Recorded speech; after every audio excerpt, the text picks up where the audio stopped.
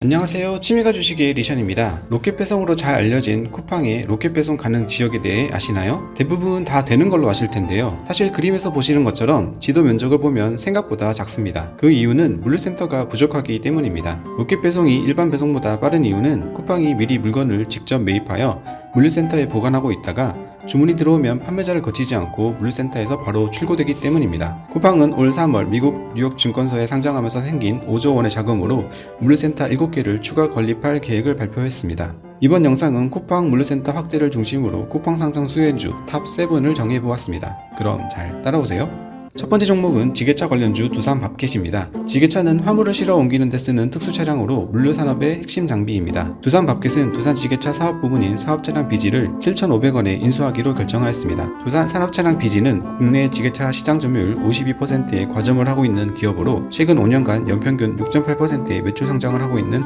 알짜 회사입니다. 지게차는 디젤차를 많이 쓰이지만 최근 배기가스 규제와 물류센터 중심의 실내 작업이 많아지면서 전동 지게차의 수요가 증가하고 있습니다.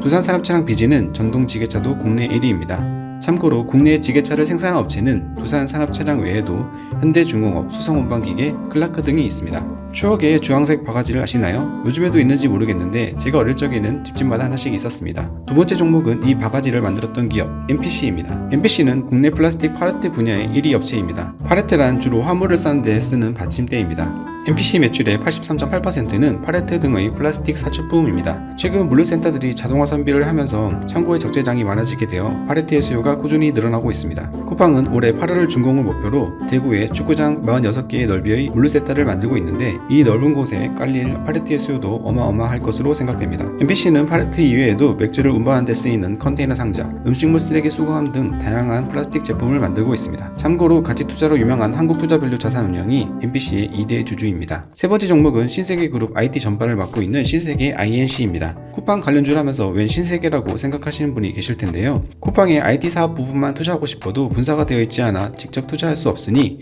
대신 경쟁사 이마트의 IT 사업을 맡고 있는 신세계 INC를 고른 것입니다. 많은 사람들이 쿠팡을 물류회사라고 생각하시지만 쿠팡은 자신들을 IT 회사라고 얘기합니다. 직원의 절반이 IT 개발자이고 중국 상하이와 미국 실리콘밸리에서 소프트웨어를 만들고 있습니다. 로켓 배송도 이런 소프트웨어가 있기에 가능한 것으로 생각됩니다. 쿠팡의 김범수 의장의 말을 들어보면 쿠팡이 왜 자신들을 IT 회사라고 얘기하는지 알 수 있습니다. 물류센터 효율의 핵심은 회전율이다. 일반 창고는 상품이 많아지면 공간도 늘어나야 한다. 하지만 회전율이 높으면 즉 하나를 출고한 즉시 하나를 입고해 넣으면 공간이 더 필요하지 않다. 비용도 줄이고 고객도 물건을 빨리 받아볼 수 있다. 1분 1초의 싸움이다. 이 싸움에 이기려면 빅데이터를 분석하는 등 수요 예측을 잘해야 한다. 이 모든 걸 가능하게 하는 보이지 않는 손이 바로 소프트웨어이다. 신세계 INC를 소개한다 해놓고 계속 쿠팡 얘기만 하네요. 사실 신세계 정영진 회장은 쿠팡의 기범석 의장보다 더하면 더했지 덜하진 않습니다. 2019년 9월 김포에 아마존 고를 표방하여 이마트24 셀프 스토어를 오픈하였습니다. 이마트24 셀프 스토어는 신세계 INC의 자동결제 기술이 적용된 셀프 매장입니다. SSG 페이 앱에서 QR코드를 발급받고 매장에 입장해서 물건을 고른 뒤 매장을 나갈 때 자동 계산됩니다. 이처럼 신세계그룹은 신속배송, 무임점포, 스마트 물류 등 디지털 전환 투자를 늘리고 있으며 그 중심에는 신세계 INC가 있습니다. 같은 맥락에서 롯데그룹의 IT 사업을 담당하는 롯데정보통신도 비슷한 종목이다 할 수 있습니다.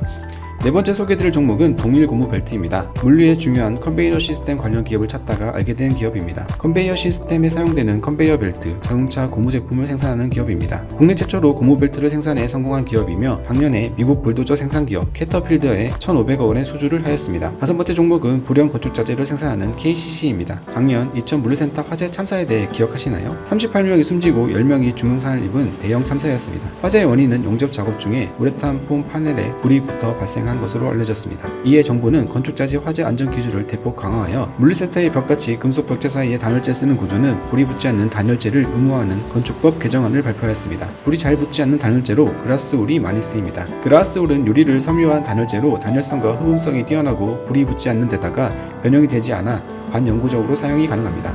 KCC는 그라스울 2018년 기준 시장 점유율 51%로 과점을 하고 있습니다. 건축법 시행 개정안으로 그라스울 단열재의 수요는 더욱더 성장할 것으로 보입니다.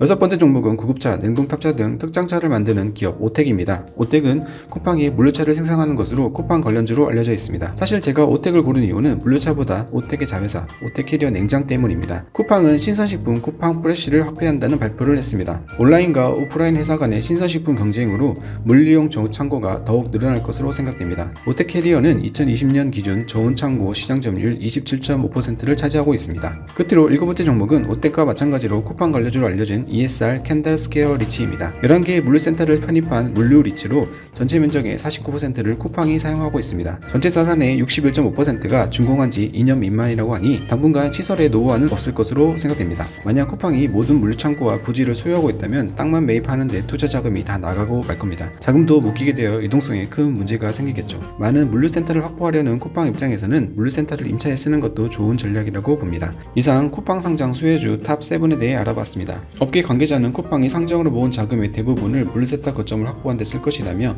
경쟁자들보다 빠르게 물류 거점을 확보해 이커스 시장에 차별화를 지속할 것으로 본다고 했습니다. 이처럼 물류 시장은 앞으로 계속 성장할 것이며 그에 따른 여러 기업들이 수혜를 받을 것입니다. 그 중에 좋은 기업을 선정하여 성공 투자하시기를 바랍니다. 저는 다음에 더 좋은 콘텐츠로 찾아뵙겠습니다. 감사합니다.